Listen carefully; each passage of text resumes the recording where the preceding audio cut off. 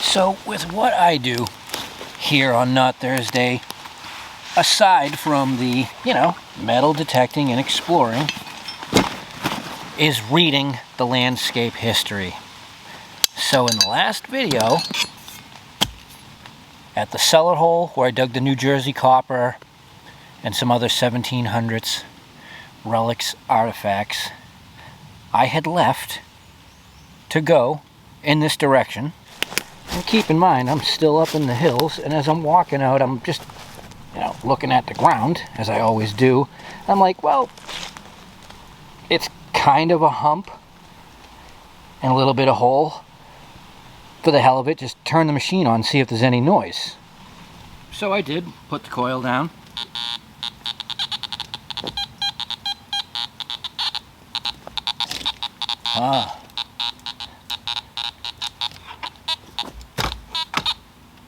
That's an awful lot of sound in the ground. Started looking around a little bit more. There's a turned over tree right there. There's bricks in it. Well, that is interesting, and we're probably, 500 feet away from the cellar hole. So a bit of a ways off, but kind of close. But it sounds sheet metalish. Cans, it could be. I'm not thinking it's terribly old, but the point is, Dame and I had walked in and out right past it. Didn't even think twice, just saw the hole, turned over tree, didn't spot the brick. This is interesting, but it's also exciting, so let's see what was going on here. And we don't have to start out with a great signal, just anything. I mean, your initial thoughts, feelings, sounds. Hunter's cabin, logging site. And either way, that's cool because it's still part of the landscape history. It's an event. Something happened here. But the whole point being, we walked right through it on day one. And actually, day two, I walked through it on the way in. And never would have known.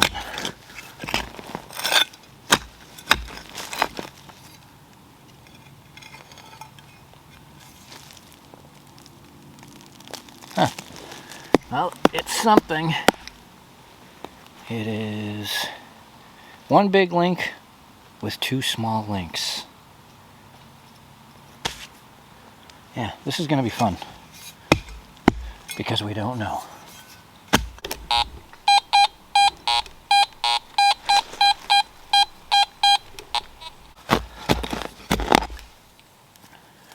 There we go with the hand crap.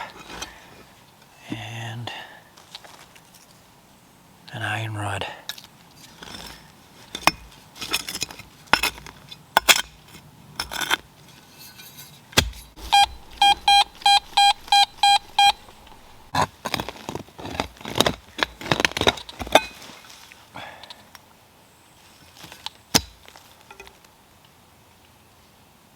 Big chunk of.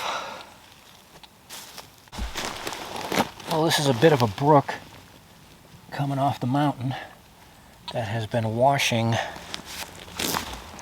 the soil away. And I look in,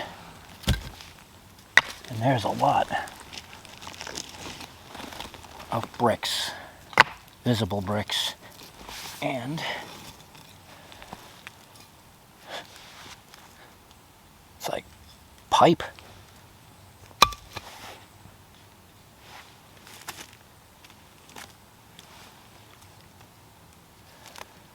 Big nail or spike.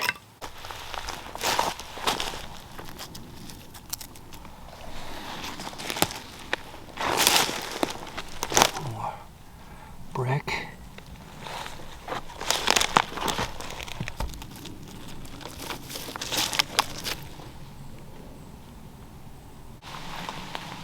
Here's some signs of ancient ground.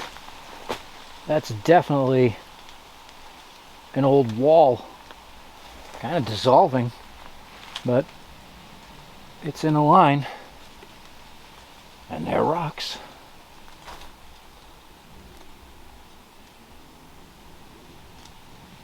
But as we know, with so much time that has passed here in New England,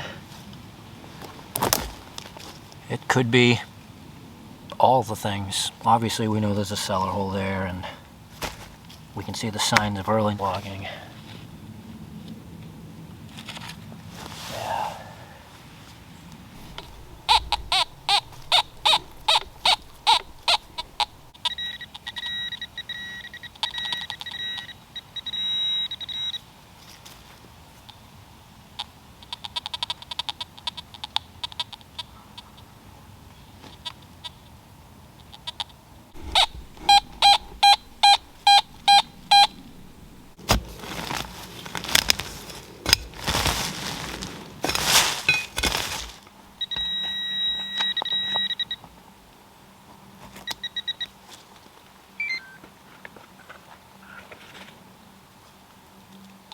Oh, it's a cup. Thin. And as I walk around, the footprint is fairly large. I'm waiting for the sun to get high enough to start to dry it out there, so I can move around a bit more without getting completely soaked. There's the thing.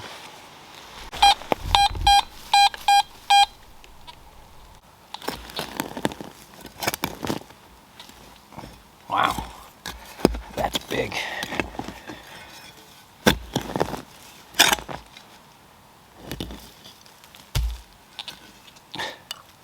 Jeez.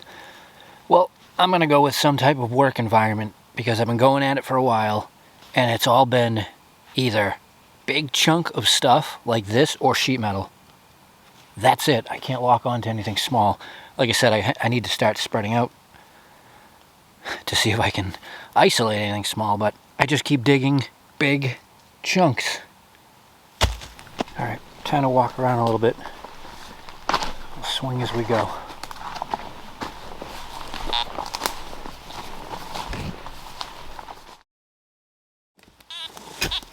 Well, let's say I just walked about 15 minutes. It's dark, angry, and up out here. But right where we're standing is a rock wall, which would be the east to west wall, that is almost completely buried in the vegetation. I'm following logging ruts from where we were, and they just blasted right through it. And it's very, very slow going. I don't even know if I should keep going.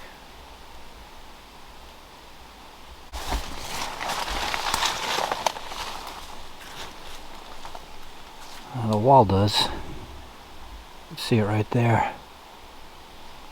Yikes, though. It definitely isn't worth detecting, because it's almost impossible. So I'm going to shut that off. Keep moving, one way or another.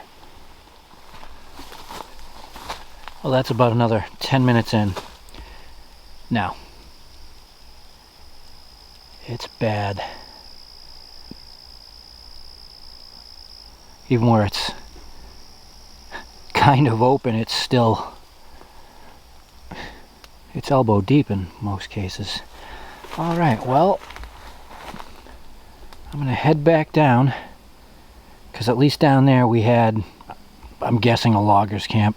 I mean, there's ruts, lots of junk, and the cellar hole. This is just, like I said, it's kind of angry. I'm going to put myself right in between the old cellar hole and the mess. See what happens.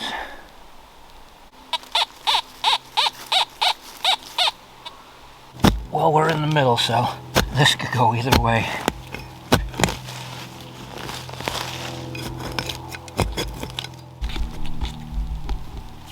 Camera gave out. It's an iron ring, so still could go either way. Not like they have changed at all. The only difference was it was 6 or 7 inches deep.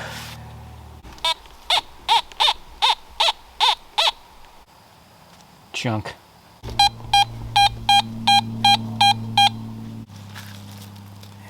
Yeah, the mess is pretty spread about, obviously. Well, since the debris field is so large, so that the thing's in the debris field, we'll go with the small coil for a bit. Maybe we can pick something small out.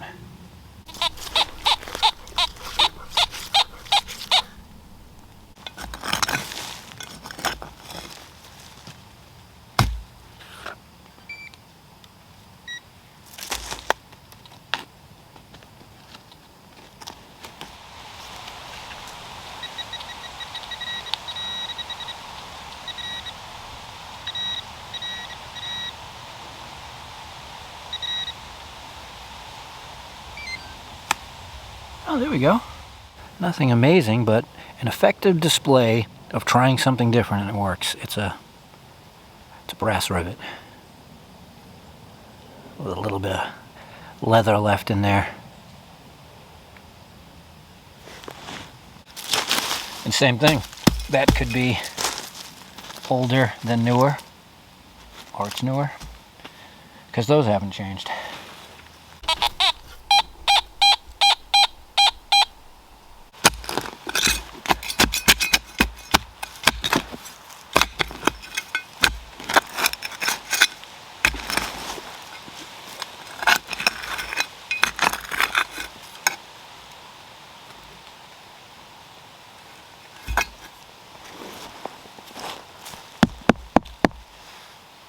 Well, that's a piece.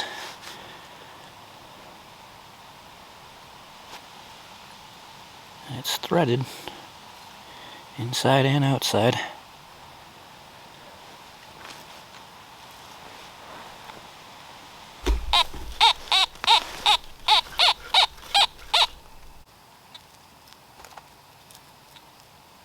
Big washer excitement.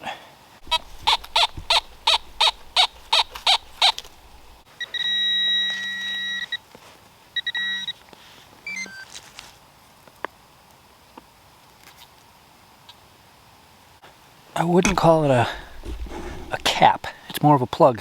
It's heavy and it's threaded. And it's in another one of these washed out little dry brooks.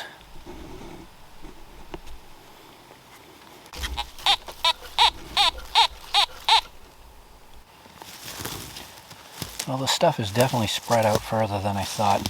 It goes almost up to the living space of where the cellar hole is, which fortunately it didn't go spread over into there. The last 2 digs would have been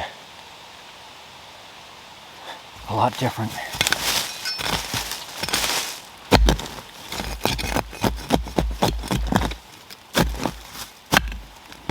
This stuff seems to be all over the place. Oh, that's a nice piece. I don't know what it came off of,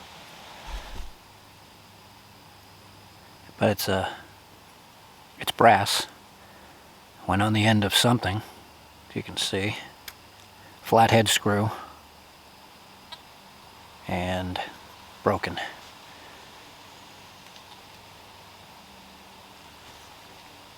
As I walk around, I'm starting to see a lot more smaller pieces of wall pop out. Not very predominant, you can barely see them, but as I was heading this way I noticed it was a little bit of a corner and I see something. I don't know if you can see it in there. And I've been wondering why, oh, that's big. We haven't seen bottles, cans. Wow, that's real big.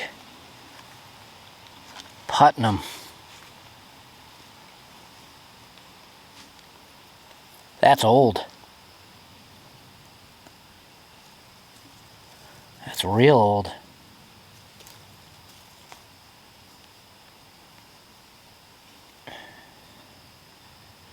does have a mold line. I can't tell if it goes up to the top because the top is gone, but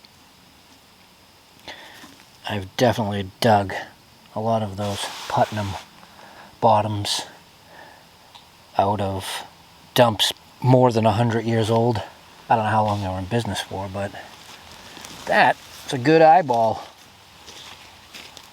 We'll put that back in upside down so it doesn't fill up with water, freeze, and break. Well, I actually have a bit of cell service, so I checked it out. Henry W. Putnam of New York, and these jars were made from the early 1880s into the 1910s, so there we go. Definitely from phase 2 of the property.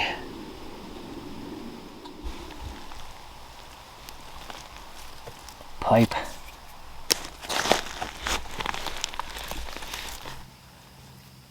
Turned over tree find. At least it's the top.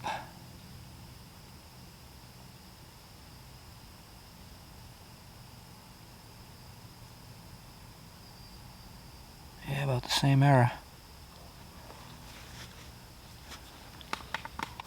Yeah, even in the tree bulb, it's visible.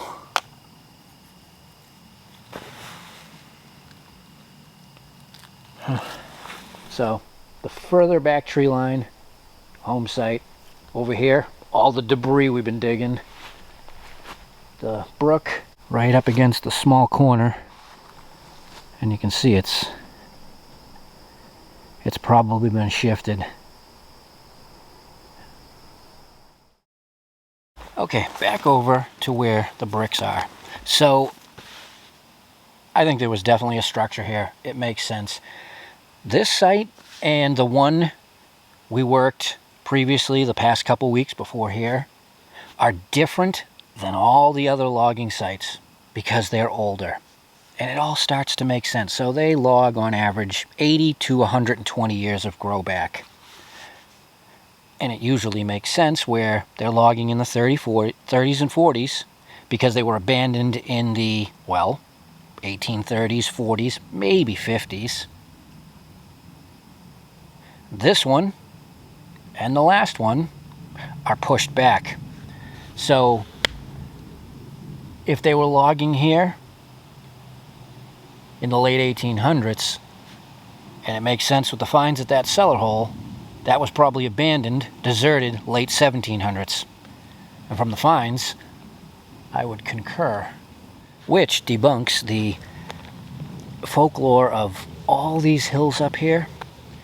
A lot of people think after abandonment, they were loaded with sheep. Well, as we've seen in several of the blocks, which we've been working, after abandonment, this started growing back and returned to forest. Within 10 years of it starting, you can't walk through here with all the small stuff growing back.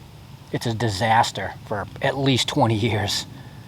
So that's interesting too.